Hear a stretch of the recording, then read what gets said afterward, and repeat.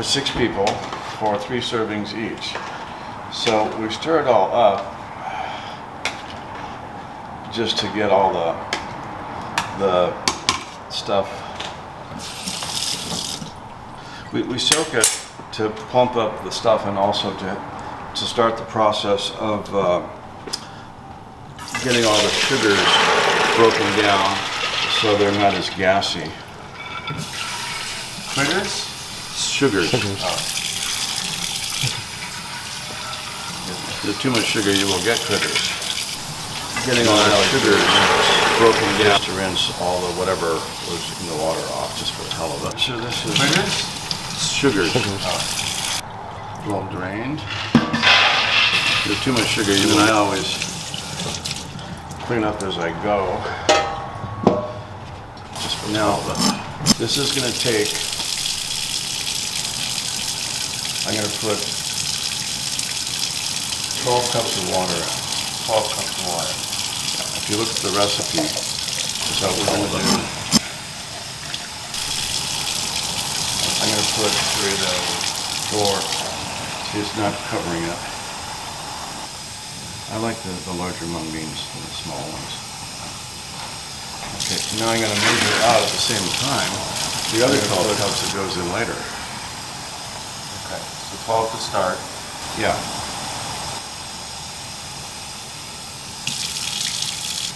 Okay, so now I'm going to measure. You're getting the 12 cups of water ready in the other pot for one pour in later. Right.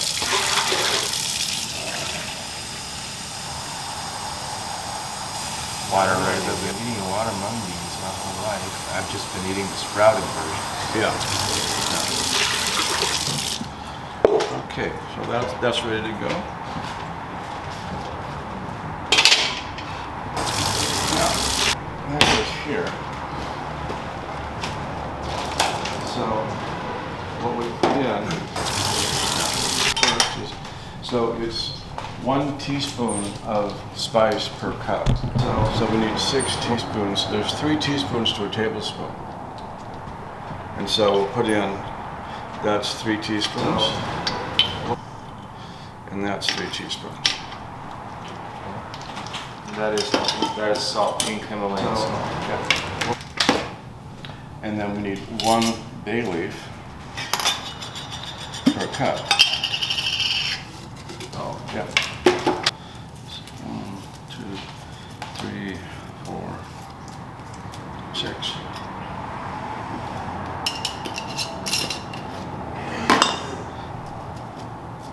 Six cups of mung beans.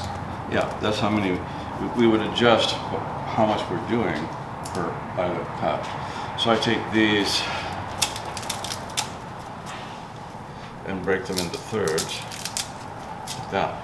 Now so I'm going to turn this on to 9. Now the only other thing we need to put in there to get things started are the kokum fruit.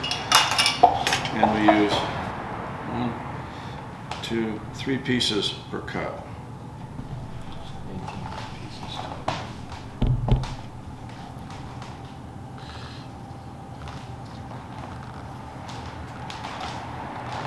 Or thereabouts.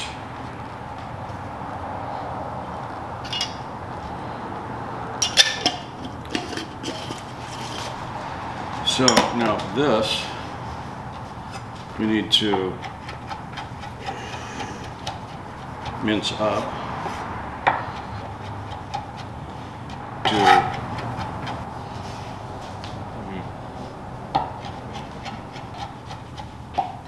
You mentioned that that kokum has an alkalizing effect on the body. yeah, to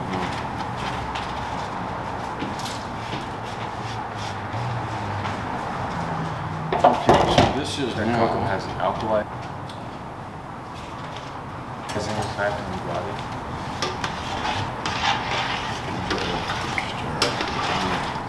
and we just have to cook.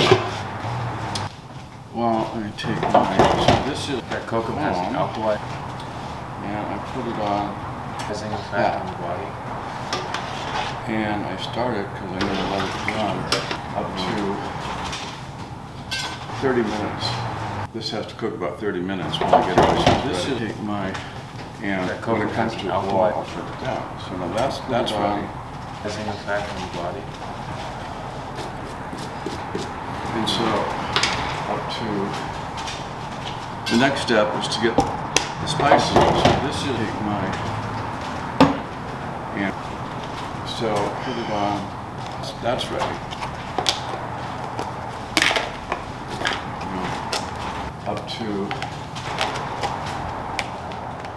step is to get that's ready. This is black mustard seed. Mustard seed of faith. And that's 1 teaspoon each. So there's 6, and there's 3 in a tablespoon. So we get that's ready.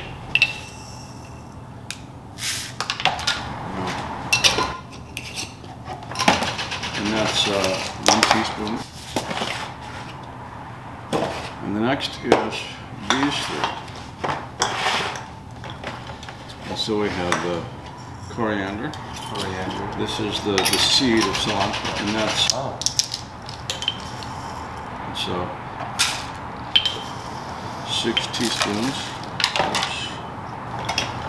And so we have this is the and that's cumin or jeera as it's known in Hindi. So 6 teaspoons.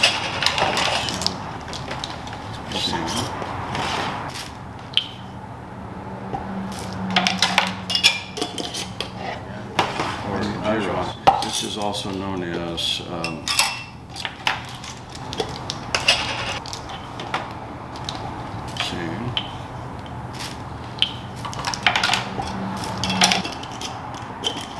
or jeera. Okay, and now we have to grind.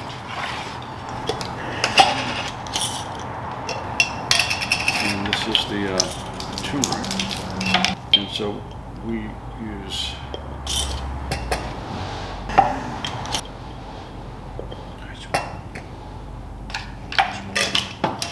now in order to activate the turmeric, to bring out all the benefits of the turmeric, you need black pepper. And so we'll use not quite a full. And then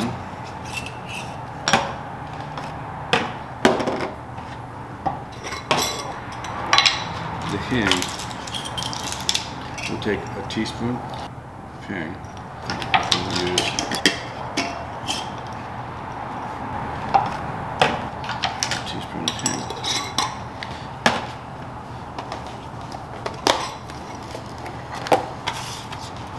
Okay, so we'll put these on here.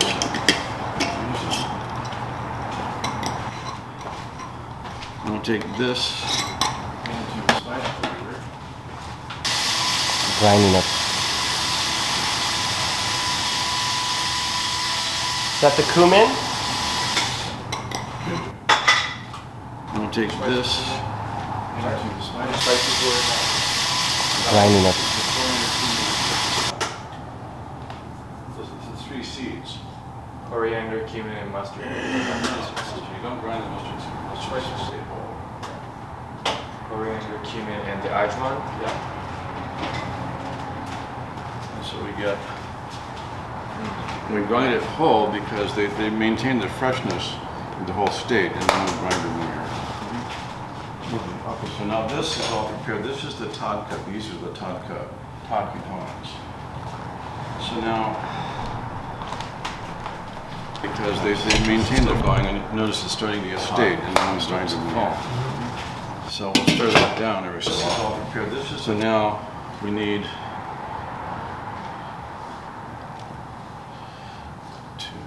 it's still going, and notice it's starting to get hot and it starts to fall.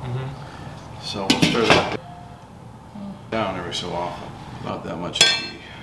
7 6 tablespoons. Yeah, about 6 large scoops. And now, about that much. We can turn this on to 2 and let this melt. Now, 6 large scoops. We can turn this on and let this melt. We need 12 cups of this.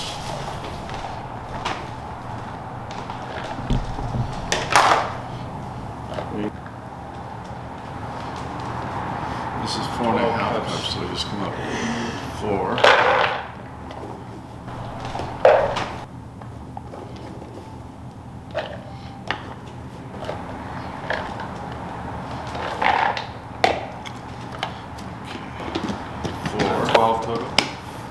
Yeah. Now, you cut these fresh every day. And depending upon their size, that's enough. 4.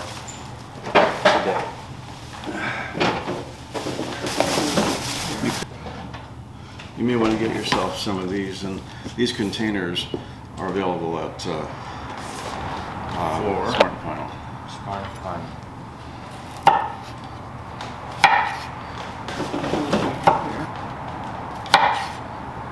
Containers are available. What a specimen. Yeah, and there's a Chinese version that is smooth skinned.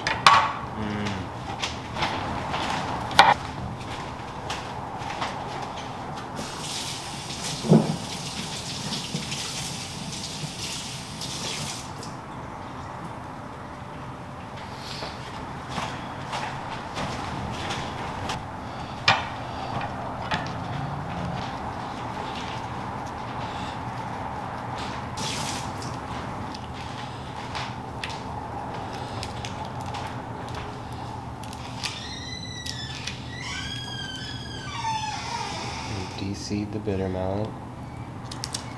Yeah.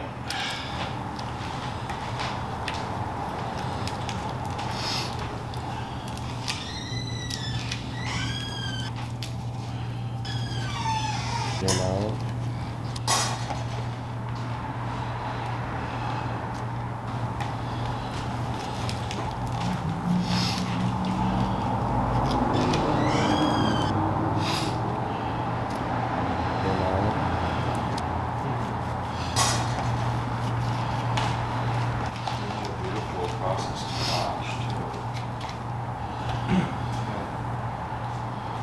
Ultra zoom on some of these processes.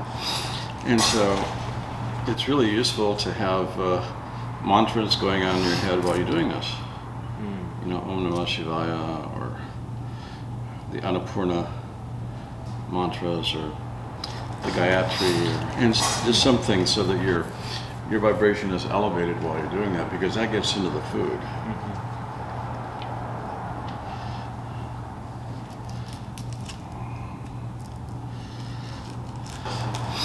And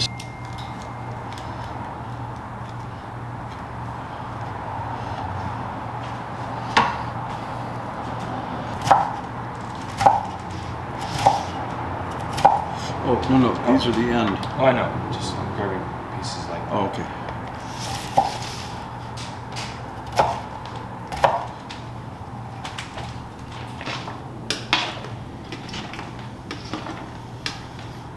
The end. Oh, I know. So just going to give that a stir. Now this gets hot, that's why I have this towel, because when that starts to boil, you're going to need this to do that. So usually I have 2 of these.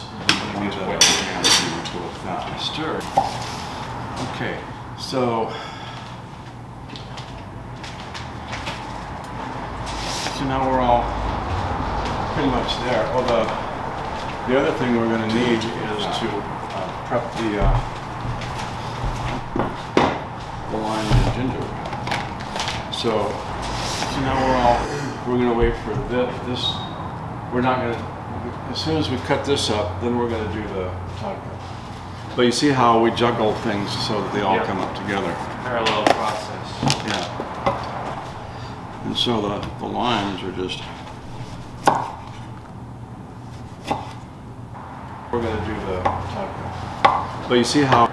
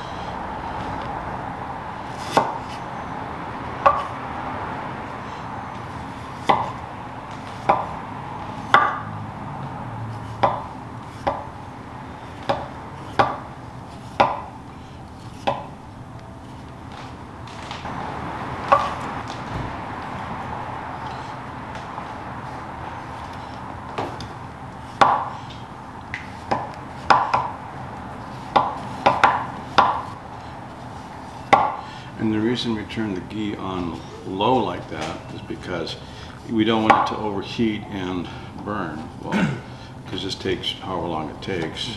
But you want that to heat up so that when you throw the mustard seeds on, it'll be hot enough for them to sizzle, but not too hot for the whole thing to burn. Okay.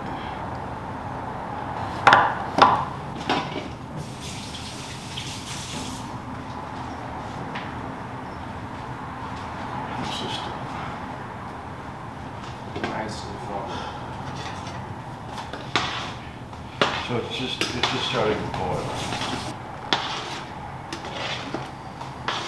And it's been about 19 minutes. 20 minutes. See, it's just starting. We need to let it come up to a full boil.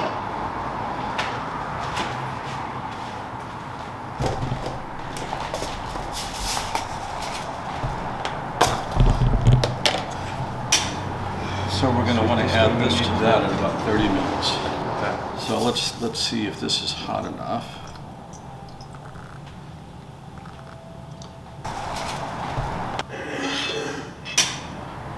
I add this to that at about. You should see some bubbles coming up. So it's much easier with a gas stove. So we're going to allow this to get hot for a second or two. I add this to that at about. The moisture in the seeds is being turned to steam. And if it's hot enough, that will happen and you'll see them start to sizzle. But if it's too cold, it won't do that and they'll soak up. And that's how you get greasy French fries. Greasy moisture in the seeds. You hear that? Yeah, see the little bubbles coming up? Okay. Cold. So now we know it's hot enough. Fries, if your grease is not. See? Bubbles coming up. It's hot enough. Grease is not. So we let that go for a little bit to get the essence of the mustard seeds infused in the oil. And then we can turn this back down to 3. And that's fine. Let that go for a little bit to get. Turn this back down. This is what makes the whole thing. I mean, it all together makes the whole thing, but this is the magic part. Let that go for where the essences of the spices come together. What makes flavor and comes together, and the healing properties of the spices come together.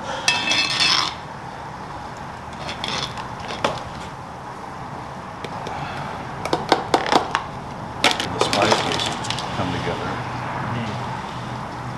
and the flavoring comes together. Wow.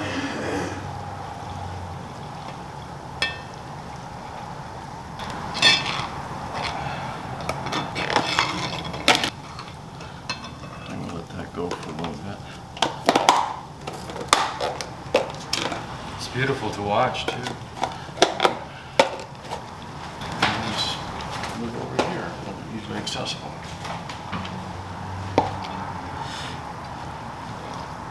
So that's just about, well, that's this is really boiling, so we take this and we bring it down to 3.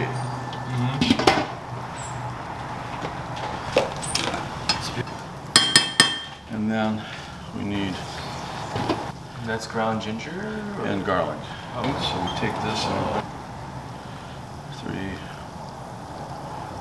4, 5, 6, and garlic.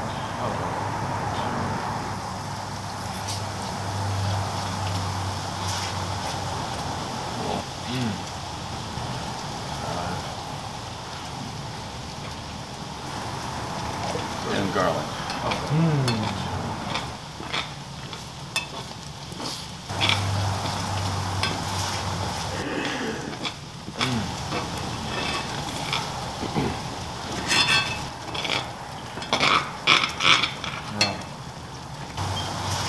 Fragrances.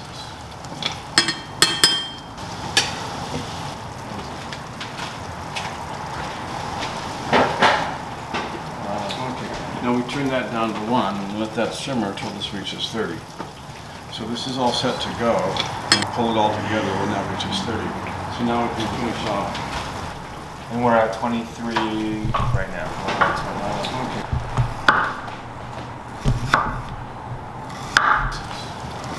To go and pull.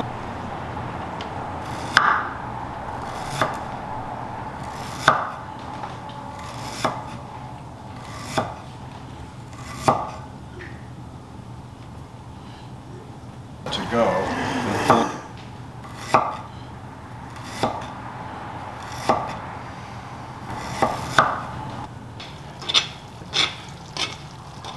Now in Indian cooking, this spice mix is called a tadka. When you add it in halfway through the process, if you were to do this in the beginning and then add everything to it, it would be called a vagar.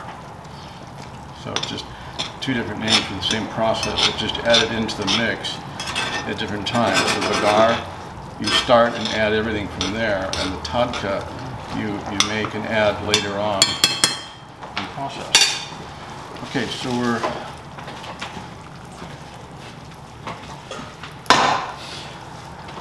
we got everything going. This is happening. Yeah, see how it's come down from the major boiling it was. It's just Stable. yeah, it's not too hot.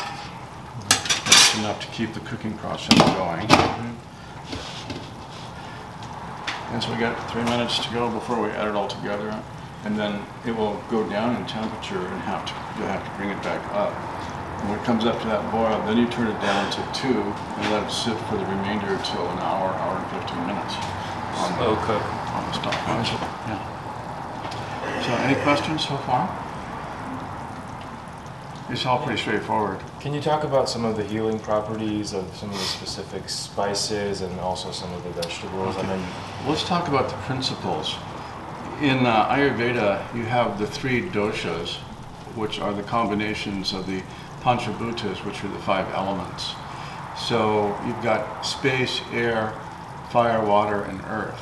And space and air combine to form vata.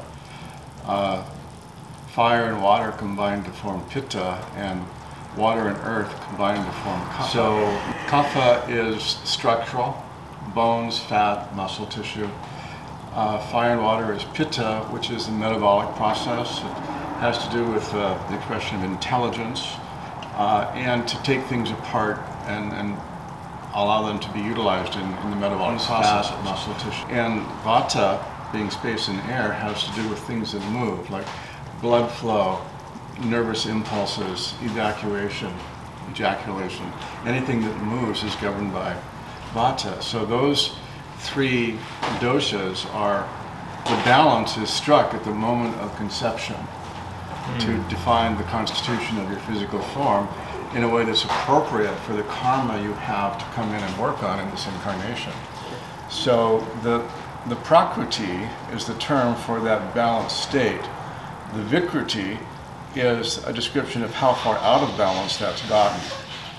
And when the doshas get out of balance, they create conditions for dis-ease to arise. So all the symptoms that you experience are based on balance. The dosha is getting out of balance and the energy doesn't flow. And when you have energy blocked, you get an abundance of energy on one side of the blockage and no energy on the other, and both will give rise to different conditions.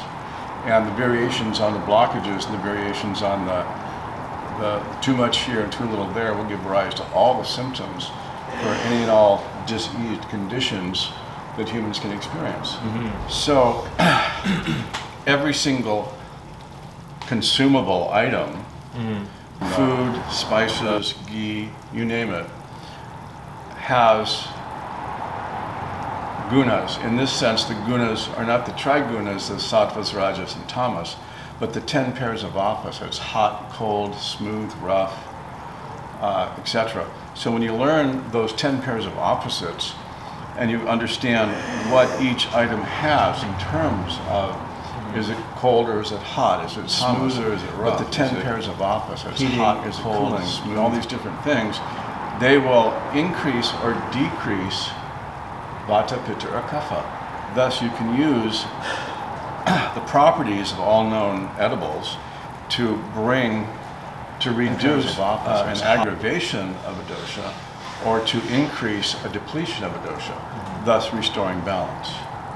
So this soup is designed to bring balance, the properties of all known edibles, digestive process, to bring balance to the tissues that have the toxins laid down in them, because it will balance the digestive system, it will melt and pull the toxins out of all the 7 tissues, and it will rebuild. So it straightens out vata, it straightens out pitta, it straightens out kapha.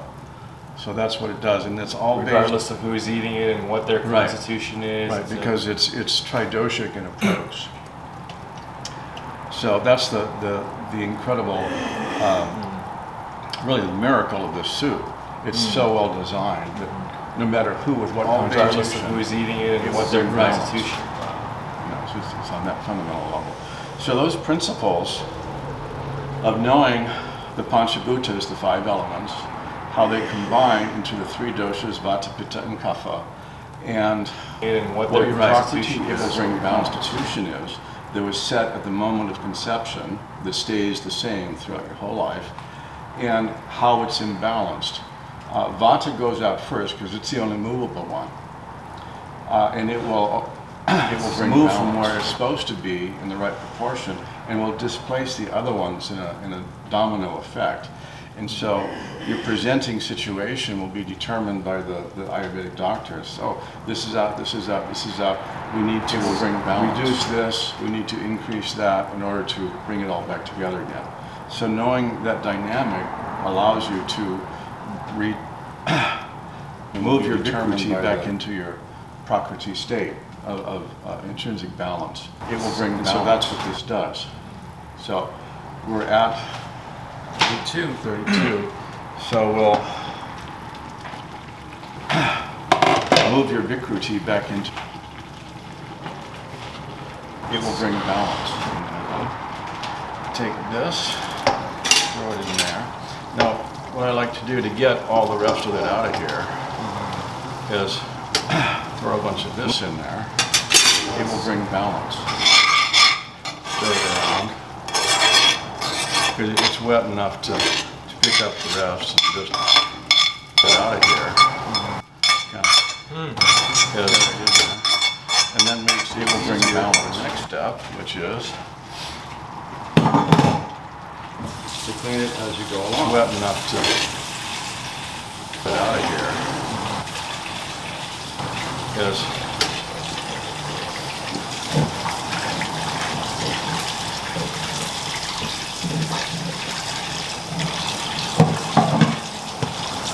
get out of here.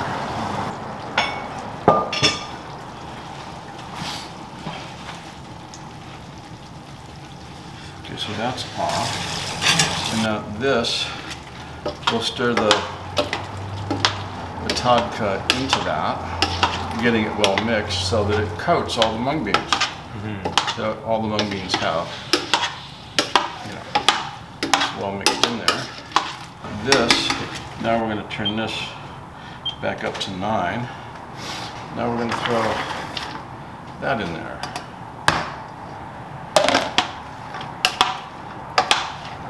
And mix that up so that all the veggies get coated. Now notice that's getting really thick. Okay, now we're ready for this.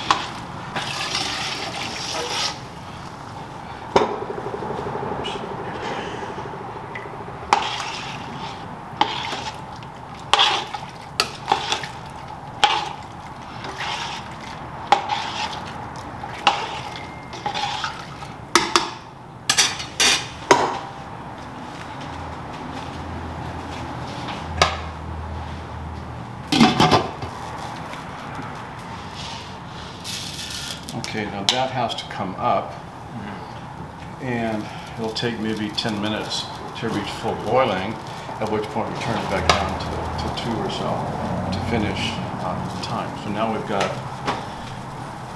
waiting for whatever, this is clean,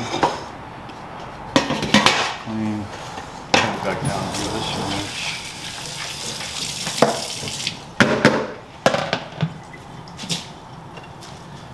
There you go. Clean. Art, what's the cost look like on putting together the soup? All the ingredients and What's the which? the cost. How much does it cost to make the soup? Oh, it's very economical. You just basically have the cost of the mung beans, the cost of the ghee, the cost of the spices, and the cost of the veggies. And that varies from location to it's a lot more expensive up Marin than it is down here. And to locate your sources for your organic vegetables is a good thing.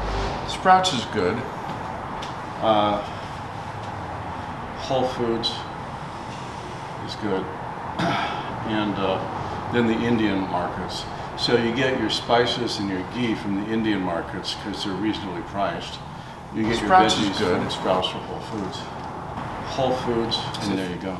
Now the mung beans are going to be cheaper in bulk. That's why I buy a 50-pound bag at a time, because they don't have to take it out and put it in smaller bags and charge for the package. You get labor, and the cost goes way up. So depending upon the volume that you're cooking, it may pay to get your spices and your beans. They don't have ghee. You know, I buy like 4 of those things of ghee at a time, and depending upon how, and then I chop the veggies in advance.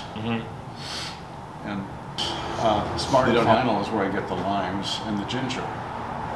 Because ginger, it should be around $2 to $3 a pound. And we use the ginger in the garlic ginger. The only place I've really found the peeled ginger, or the peeled garlic, is in the Indian stores. It's hard to find anywhere else. You can find it at Smart and Final, but you have to get a 20-pound bag.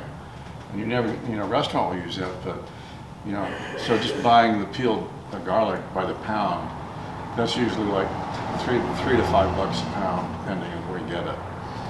So I make I chop enough vegetables for maybe a week and a half, 2 weeks. I make enough ginger paste for a week and a half, 2 weeks. And then you saw that I measure out the spices and grind them fresh every day. I only cut the bitter melons every day because they won't last if you cut them in advance. Yeah. And they don't last that long by themselves anyway. So the bitter melon you need to buy about 2 times a week. And then you saw how much I put into the mix. So you just average it out. And there you go.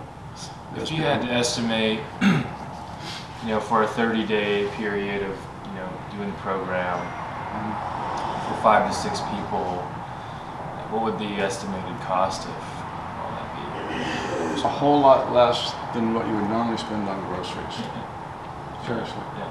Yeah. And that's how I cost the program out. I say, look, if you're doing the 30-day program, you're not eating anything else. So let's charge you your normal budget for your groceries, which is around $300. So since it's a wash, they're not buying groceries to eat because they're only having the soup and the tea. That allows, it's a wash. And I definitely make money and get compensated for my time and whatnot to do that way. And it's equitable. They're not using that money for this, they're using that money for that. They're getting much better nutrition and a detox program at the same cost they would normally pay to buy groceries to eat however they ate. And that's how I figure out the price. So it's less than that. It's less than your normal cost of groceries. Mm-hmm. And how much less would be determined by your geographical location and the cost of goods, because they vary from place to place. Now, if you're incorporating this soup into your diet along, maybe you're not eating this for every meal, but you have other things that you eat, or you're into fitness, you work out, you have protein drinks and things of that nature. Now you're mixing models. Right. And that gets really fuzzy. Mm-hmm. It's best to do the 30-day program first and have the benefits of it realized within that 30-day program, because if you mix it with other foods, you're going to either negate the cleansing effect or prolong the process, because you're going to impede the work of the soup. So I would say only use it as an addition to your diet after you've done the full-on 30-day process, because it is a discipline. Yeah. And after that, make sure that what you eat is pure. Know the gunas of what you're eating and whether or not what you're eating and you're supplementing the soup with is balancing or not. So you need to understand how to evaluate what you eat from the Ayurvedic model. And so that you need to educate yourself on how to do that, so that it may look good, it may taste good, and according to this model, it may be great for you, but when you look at it from an Ayurvedic perspective, is it consistent with your intention of detoxing? Because you're going to use the rules of grammar of Latin to evaluate Chinese. It's like, you have to be consistent within the model. And once you get a meta perspective and you know both models thoroughly, then you can see where they're similar or dissimilar, and then you can make an informed decision rather than, wait a minute, this is cooler than that one, so I'll go with this and adjust it. And that just doesn't have any intellectual rigor to it. It's just an uninformed preference. So it's best to know the model, know what you're dealing with, be able to evaluate it on those terms, because then you'll get the best results. Okay? So this is going to take a while to, it's starting a little bit of movement, but it's going to take another 5 or 10 minutes to come up to full boil. Then we'll turn it down and let it cook for the rest of the duration. And then it's done. All right. So we'll come back to it at that point. Yeah, since I cleaned up as I went along,